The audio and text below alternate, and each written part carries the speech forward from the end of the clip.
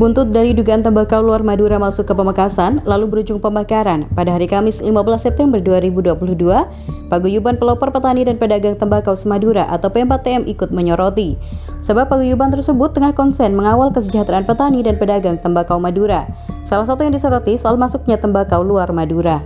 Wakil Ketua P4TM Abdul Bari menegaskan agar peraturan daerah yang melarang tembakau luar Madura masuk agar lebih diseriusi oleh yang berwenang. Lantaran dia melihat kejadian tersebut bisa merugikan petani tembakau Madura. Selain itu, pihaknya tidak menginginkan isu gudang tutup terus beredar dari masuknya tembakau luar Madura. Selain itu, pihaknya menepis rumor P4TM yang menjadi dalang dari perbuatan mencegat 2 truk memuat tembakau yang diduga dari luar Madura itu. Kalau saya melihat peristiwa yang kemarin malam terjadi, itu harusnya tidak terjadi. Bila mana peraturan daerah tersebut, perda tersebut itu betul-betul dilaksanakan secara maksimal. Karena di amanat perda tersebut, di salah satu pasalnya itu sudah dijelaskan.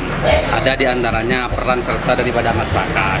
Kemudian yang kedua juga ada peran serta daripada pemerintah untuk pengendalian dan menjaga kualitas ataupun mutu daripada tembakau Madura. Nah, jadi seharusnya peristiwa tersebut itu harusnya tidak terjadi bila mana amanat daripada perda itu betul-betul dilaksanakan oleh pemerintah terkait. Dalam hal ini ada Satpol PP dan juga dinas-dinas terkait. Harusnya tidak terjadi kan.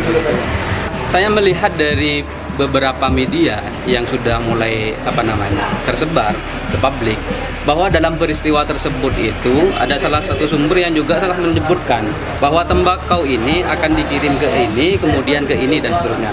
Sampai nyebut merek kan begitu. Oleh karenanya P4TM yang konsen juga memperjuangkan kepentingan petani tembakau Madura dari kemarin berharap kepada pertama anggota DPRD untuk melakukan ataupun membentuk tim pansus untuk menyikapi persoalan masuknya tembakau dari luar Madura ke dalam Madura.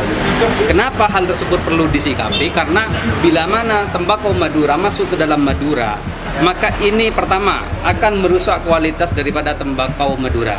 Kemudian yang kedua, ini akan dimanfaatkan oleh oknum-oknum tertentu, oleh kelompok-kelompok tertentu untuk membuat isu. Di antaranya isu yang akan dibangun nanti adalah isu gudang tutup. Kenapa ada isu gudang tutup? Karena stok ataupun kuota kebutuhan daripada pabrikan besar itu sudah terpenuhi. Nah, oleh karenanya kalau persoalan tembakau dari luar Madura ke dalam Madura pada saat panen, pada saat musim panen itu tidak dikendalikan, maka lagi-lagi ini adalah masyarakat yang akan dirugikan. Rumor yang berkembang di masyarakat, masa yang tidak dikenal itu adalah masa P4TM, apakah itu benar? Tidak benar itu, begitu kan.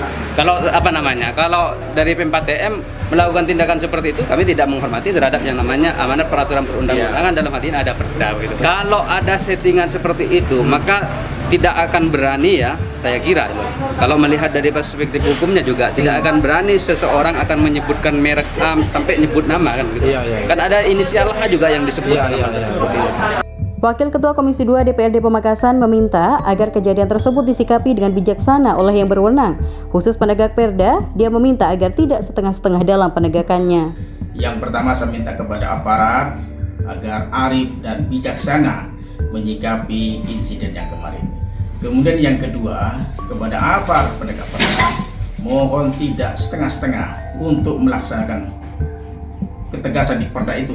Jadi kalau ada oknum yang dengan sengaja mendatangkan tembakau Jawa masuk ke Madura, atau dikeluarkan oleh oknum pabrikan yang sengaja memesan tembakau Jawa agar masuk ke Madura, dan ini sudah tentu akan merusak keaslian tembakau Madura, akan berpengaruh terhadap harga, saya mohon ditindak dengan tegas, jangan pandang bulu siapapun dia. Sedangkan Kasih Penyidikan Satpol PP Pamekasan Ainur Rahman merespon atas sorotan terhadap pihaknya yang dinilai lalai dalam menegakkan perda di kejadian tersebut. Dia mengatakan yang bertugas menegakkan perda bukan sebatas wewenangnya, melainkan kerja tim bersama dengan pihak lain. Begini, jadi di perda itu Satpol PP tidak sendirian. Jadi tim di perda 2 tahun 2022 itu ada tim.